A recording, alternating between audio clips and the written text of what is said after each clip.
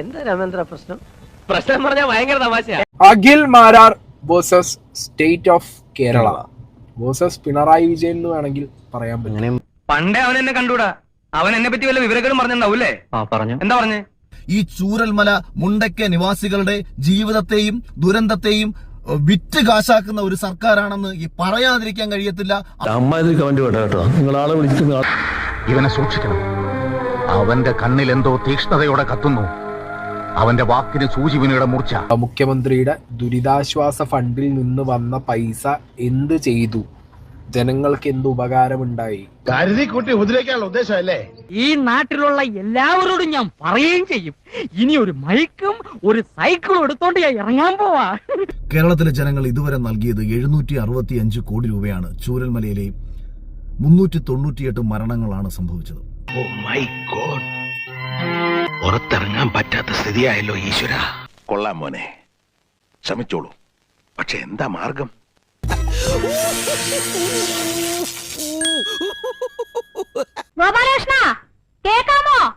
ഇല്ലില്ല, കേൾക്കുന്നില്ല.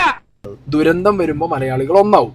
ആ ദുരന്തം മുതലെടുക്കാൻ വേണ്ടിട്ട് ഒരു മഹാദുരന്തമായുള്ള ഒരു മുഖ്യമന്ത്രിയാണ് നാട് ഭരിക്കണമെന്നുണ്ടെങ്കിൽ അവസ്ഥ പിന്നെന്താ? നീ പകപോക്കാണല്ലേടാ. നിർത്തടാ. എന്ത് വിചാരിച്ചു നീ? എന്റെ പാർട്ടി ഓഫീസിൽ കയറി വന്ന് എന്റെ താഴെയുള്ളവന്മാരുടെ മുന്നിൽ വെച്ച് എന്നെ അവമാനിച്ചിട്ട് അങ്ങ് ഇറങ്ങി പോവാന്ന് കരുതിയോ നീ? ഇതുവരെ ഒരു നായിന്റെ മോന്റെ മുന്നിൽ ഓച്ചാനിച്ച് നിൽക്കേണ്ട ഗതികേട് എനിക്ക് വന്നിട്ടില്ല. എനിക്ക് ശരിയെന്ന് തോന്നുന്ന കാര്യങ്ങളെ ഞാൻ ചെയ്യൂ. ഒരു വർഷം കഴിഞ്ഞിട്ടും അവരെ പുനരധിവസിപ്പിക്കാതെ വരാൻ പോകുന്ന നിയമസഭാ തെരഞ്ഞെടുപ്പ് ലക്ഷ്യം വെച്ചുകൊണ്ട് അവരുടെ ജീവിതം വെച്ച് കളിച്ചുകൊണ്ട് വെല്ലുവിളിയാണ്. പിണറായി വിജയൻ ഒന്ന് വയനാട്ടിൽ പോയി മത്സരിക്കും. വയനാട്ടിൽ പോയി മത്സരിച്ചിട്ട് പിണറായി വിജയൻ ഒന്ന് ജയിക്കും. വെല്ലുവിളികളാവാം, പക്ഷേ അത് നിന്നേക്കാൾ 4-5 ഓണം കൂടുതലുണ്ടവനോടാവരുത്. വരട്ടെ. കേന്ദ്രത്തിന്റെ മുൻ നിർദ്ദേശം 4000-ലധികം ആൾക്കാരെ അവിടെ നിന്ന് മാറ്റി പാർപ്പിക്കണമെന്ന് പറഞ്ഞ നിർദ്ദേശം ഇവിടെ ലംഘിച്ചതിന് പിന്നിൽ എന്തോ കുത്തി പറയുന്ന പോലെ എനിക്ക് ഫീൽ ചെയ്യുന്നുണ്ട് കേട്ടോ. കുത്തിയില്ലല്ലോ, കുത്താൻ പോണല്ലേ ഉള്ളൂ.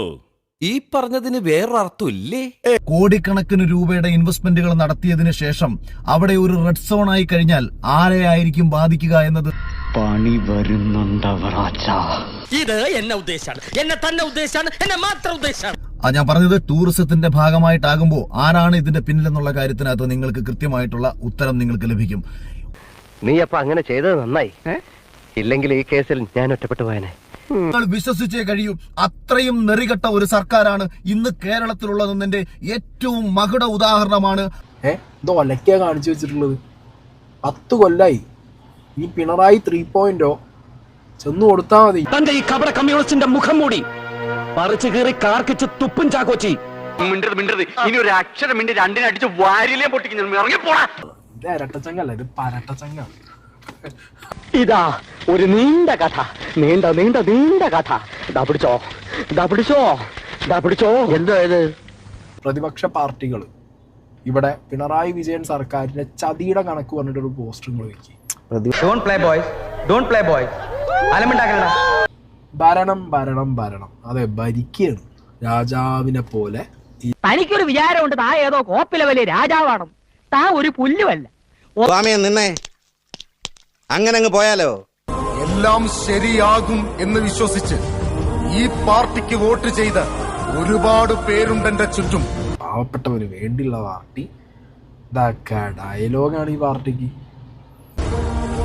അവരുടെ വിശ്വാസത്തിന് വേണ്ടിയാണ് എന്റെ ഭരണം. ഞാൻ പോയി വരട്ടെ മക്കളെ. 2-ാം തീയതി വരാം.